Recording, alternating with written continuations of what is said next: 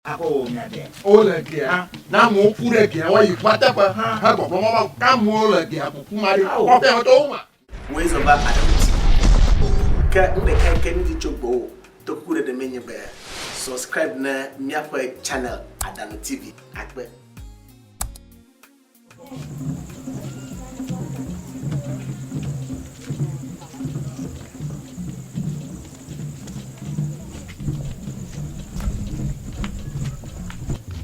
Abo. Oh, Toria. Oh. Yala filma. Yala filma. Okay, ando minha de patale. Tonya li boy ma va. Tonya dia. Ando me play bo. Ya vali a Tonya. Hela, fama shuma tin adora mi awon la bobo. Oyo. Yo. Ma va bobo popo nu tejo. Oh, aduton. Ma bare bobo. Ma dulo. Oh, nyaga yang dia melaga ko. Na lo yin na nyaga ku ga. Ya ba lo na ba ma ku nyaga. Ha? Oh. Nyaga la tua ba, ya saja ko julo bawa te fa mo ni. Awo no le anyawo. Dinya gba Ma bade. Enye. nyaga le tu ka va Ma do ba ya. Da to pa fi. Ngo. Agbore. Da to ri amanyu. De buga ba ja tu be ya manyo Abo. ko. Abo na po da to re. Bada na maraka ha wo. Jachu aka. Oh. Jachu Tonya. Ao, papa. Hey, mi un to mi onye. Ya tepa. Ah. Yo. Alo ba la pa opo. Ma se nya te kuyo. Akonya da sile chinchina le kopo ya makona tachana la pa dano yo.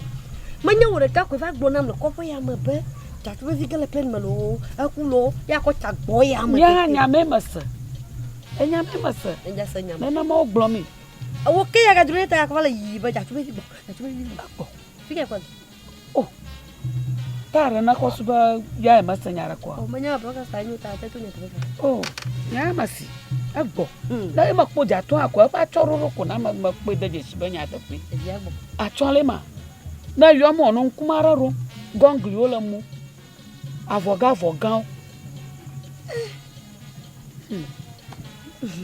Ewan kuna pa be. Anya ga ju nya tere chichi ma chudo. Yo. Dia be ale chika. Kanya ha mazo. Yo, mano familo. Yo.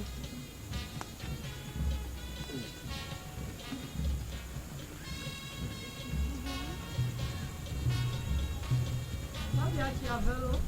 Ayo. Na kure ngo ngona na mabe.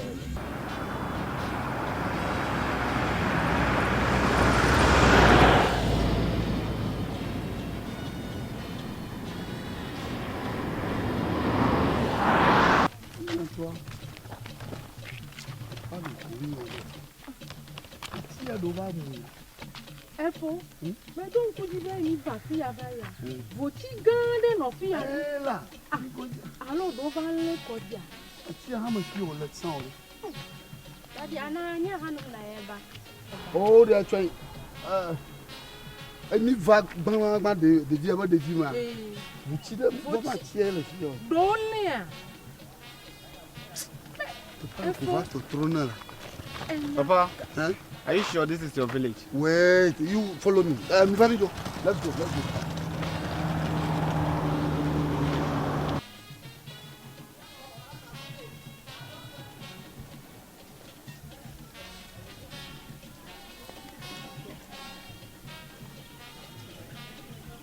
Daddy, come.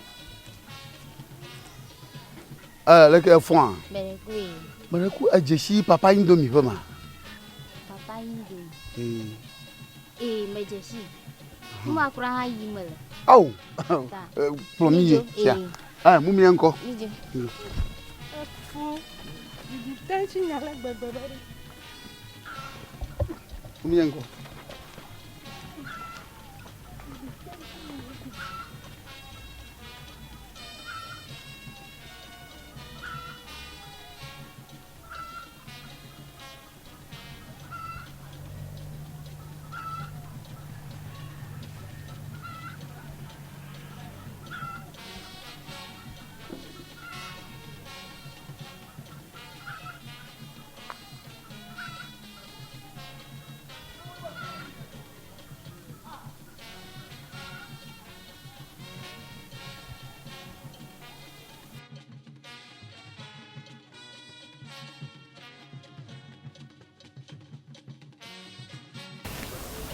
Yo kwa modre. Mekpo le moji. Obo yo yina de papa indomie ba fam. Ye mekpo ko yin. Papa indomie afia goje wala. Fiere ke papa indomie le. Aola, papa indomie Jimmy le. Le ne chikoko apo megbe le fia kore. C'est. Medeku. Papa indomie a. Nyon to alo ntuto. Bala nyiro.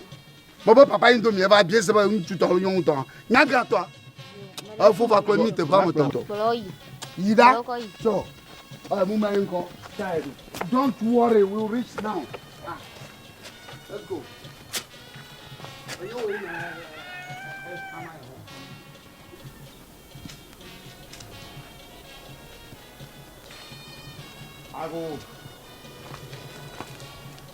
Ago, tani kuda bro.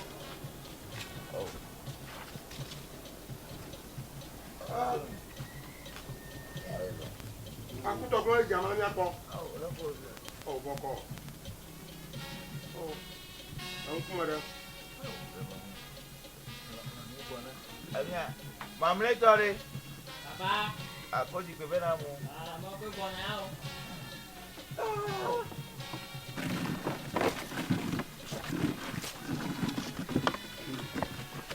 Okay, lo di cibe nami. Ana ciwa. Roko gara sama pe. Naro ra. Roko cere bebe nami. O papa cero ganya. Cero nya. O ganya. Yo no cero. Ya da ba. Le zodu wa fama ko. No cero fi va ta cero ganya. Ayo. Cero ganya. Kan banaba. Atawi. Aba. Nya do gbara. Ka ho ndo mi akomoto. Mojito. Oli. Omo. Idonye. Oli. Magbari. Magboto. Oli. Akutogro. Achoma. Cho mandorochi. Karari. Mandorochi. Bonya fa. O nya gbanya bokokwe. Dokuma la pharmacie eko vinya. Useni. Plus sur la vio va d'origine. Fuseni. Evio Fuseni anya. Fuseni a na mi mfoni no mi ajuma ka go do yen. Fuseni. Ayo. Ba do ba gbane le du garam. Tai gboro. Ba ya ba chi afọ. Como na onyanyo ba bonye de para kama yo no go. Ta ye ma privé ba o ba do gbanu. Ala ba na macho abia bobade de para no sho na cho no gbo. No ba ro ha fi na ohanu nka ka kpo me ha. Afomaji komala. Ene via do kola godu ijo du ya malo. Yenye. Ko wi ada. Seni. Kono le bien fi magoji. Ene mi yombere. O ha gbo ba pe na pere mi adevionchi na mi ajire du ara na no fi ma gbe. Egbe gbogbo. Ne mi be ro gara teti. Ne mi akọ pere duanchi mi ajire du ara de. Na no fi ma be ya ro gara ne mi awuye ha. Ka agba de kwa fi gbo. Mamleto ya mayo ni cha mi dubai mamleto mi duba ma hayue committee on fomne o juma ka godo ya gbodo yen to ma koka ni to lo ma se ko chu egbera manyenye na naka bia mo ro chichi chu awa anye egbo mo ata mala nyawo fusene baraka Manye minu. anjele ko ma dona chu fusene anjele ko ma dona Yakamu ba yakamu. Nyamado gayeda. Nena jira jugo ni bono gbo ya fia han jira kelwa. Kabule nya. de via maka fumo bi na nye ko ha fufu ma la biama de go fufu haji popo Tai yakamu nyenye ma yibo yin. egba na si bede ezei bo mo ko kacha ye dogochi ezei bo ida kacha yi ye da kacha ofu agomade Tonya kukwa ko de fudora ma flani ma fia ma didi. apa na fufu apa mi ko ga do da gana na di asia Yes, ma didi.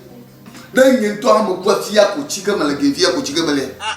na kwaro di orege ha Yes. akpa odi gerege papa chire ji ha agomade papa chire ji ha dukenya zuglo ko fa ha ya e mo gbono na ekua no di erege da ku via vi va do la dia Mero kuna puno di na again.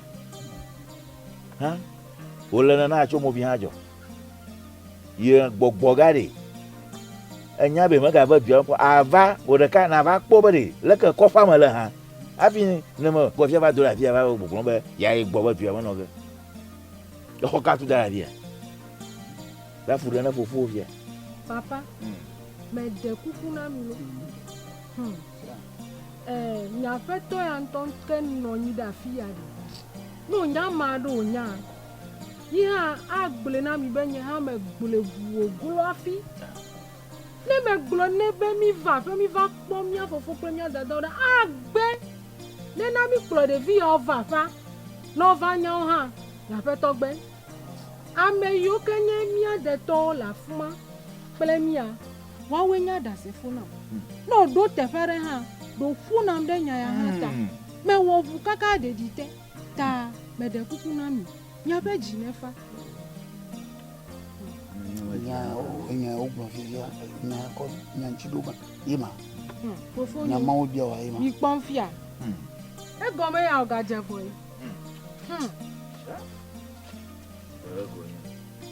Nya ma obi nya ka oyi. Yo hanga la fia ngugu nya kai. Ndi antori. Mo to fufu mo no mo kura o. Mami ya de. Boy papa julo le papa ju.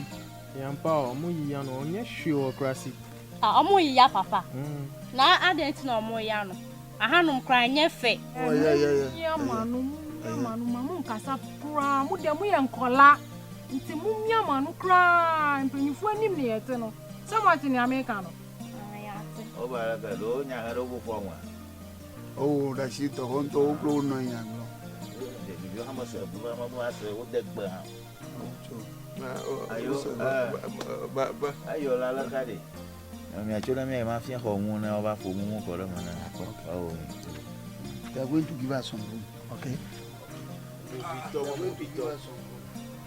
Movito. Ha.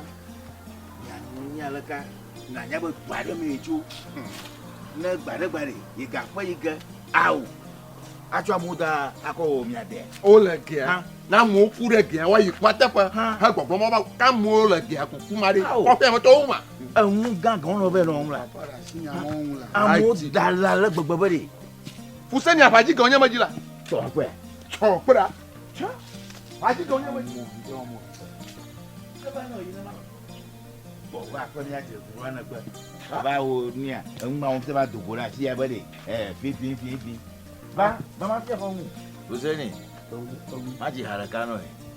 Aduma yo ma so afo, lo. Na la gbaja na don ku su gbolo fa. Na la gbaja na don ku su gbolo fa. Aduma yo ma so afo he. Aduma yo ma so afo lo. Na la gbaja na don ku su gbolo fa ji. Esia. Na la gbaja re. Don ku mi wa mi aji. Kokoro ko wa re. Ma pa na kokoro. Sia. Mi abi ko na nya. Mi ma ko ga fupo. Ta hwa. Ma na ga bi feel like ye boy mi toro ko ya kata mo ko ga na so on kule bi o ya fo mi mo mi ba ko do Ahware. Aya na tu dari afi jua yeah Aya. Ahwale ya. Ahwale Fi enya pataje. Ma fi te pa o sia ma fi te po lo ko mo na le mi ko no ga na o mi fi are na lo ya ko ba na daji ya na fi ba le bi na ba Protori aro na wo tie mu awo. Protori aro. Akwai atem. Protori aro. Utoro masam. Yo, ba. Plomdo. Ma go do fia. Na ta dojo. Dojo bi. Ya. Ngo do ha. Ya ta je ma go ji. Ya.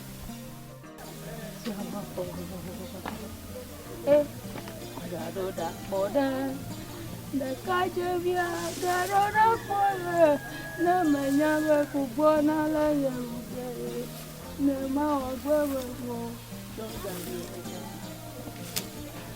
boe na kaje bia garo na kode na manyama kubona la yeruge na ma ogwewe mo akoge adana ti to kwa la yeruge ya mama Grandpa. Accommodate. Huh? You see, accommodate. Ela jẹun yàtọ̀ mà. Ẹ̀yin agbọ́mọ̀la, ẹ̀yin mẹ́rin agbọ́mọ̀ sẹ́mu. Ẹgbẹ́ yẹn wọ́n kọ́ gbé à, ẹgbẹ́ wọ́n sùpọ̀ wọ́n hẹ́ sẹ́mu.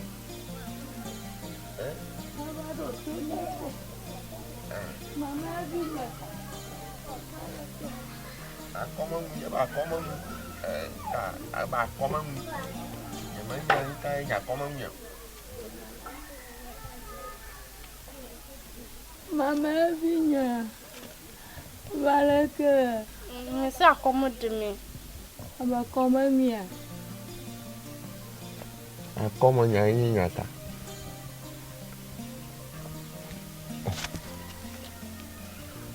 Tọ́gbẹ́ ẹ̀dín yẹn, abẹ́ńká tuntun efu dáná yẹ kìsì à. Me casa acomode me. Akọ́mọ́ yẹn ganyá mẹ́ka. Acomode me.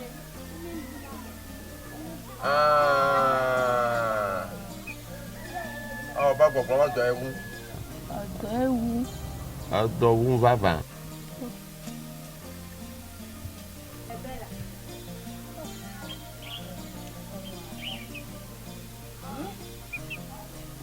Mi debi o mi timi akomi adi mi bebrebe se. Mi timi akomi adi mi bebrebe se mi sankoye de mi timi ye hwe. Ẹ̀dọ̀ yìgìrẹ́ kọ́ ọmọ nàbẹ́ ní abàbàgàrà fíkà. Fíkà náà bí a fẹ́ bẹ̀rù. Tana jó bẹ́ẹ̀ bẹ̀ fífi ẹ̀rẹ́ ẹ̀yìn yẹn nyùí tọ̀. Yẹ bàbàgà ẹ̀yìn yẹn nyùí tọ̀. Ẹ̀yà pẹ̀lú Ọ̀ yà pọ̀ nọ. Huseni. Bàbá Huseni wà ló dẹ́mi náà.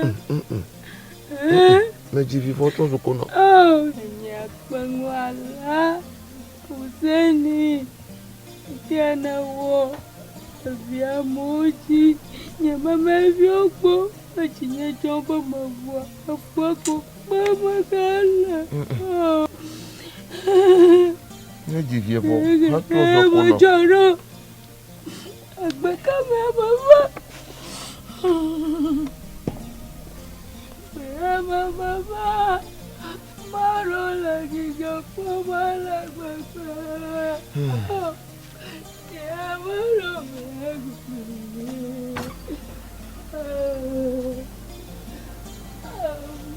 Pera ni eye koma pa nkoro kemi ga komo.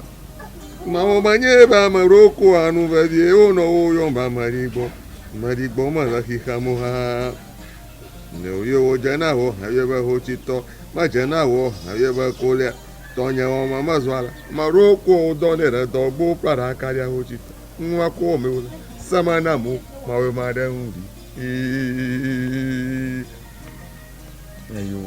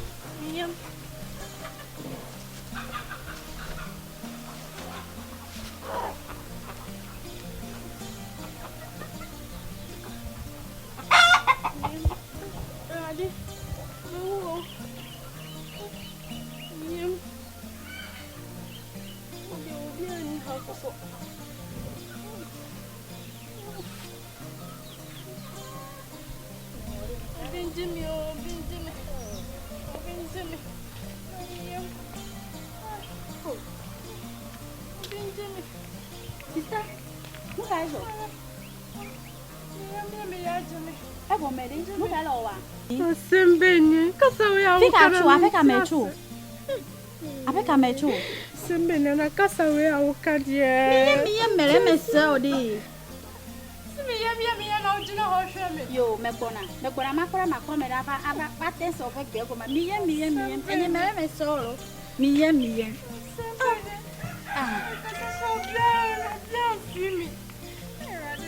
Voilà. Logo la nyaro go finir. Go finir. Chokbo konyu mama do ha ga ka. Na porge wa pun pad. Miemo.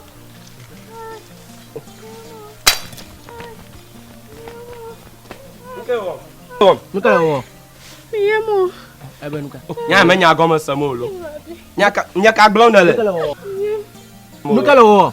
Ai musuma sabani kasawe. Apa no. Oh, ma papa indomie fata gbe ofie ya. Oh, mi plo ka afem. Sabani kasawe.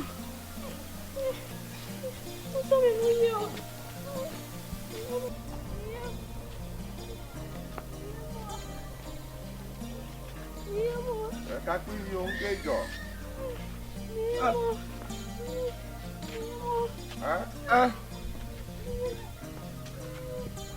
Kejo ready.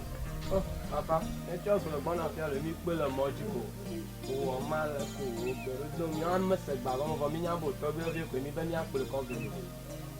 Nka tu pe fuda no. Miye. Nka emi. Awo de kajo, mi o mi ate wa yi. Sia. Yo. Papa ndo mi jolo. Yo. Ya bono.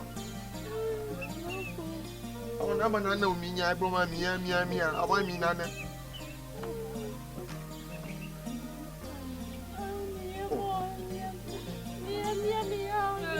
Atika puseni afondi akoha dogo ha yi so ha dogo pa mapo. Aji komi ele a.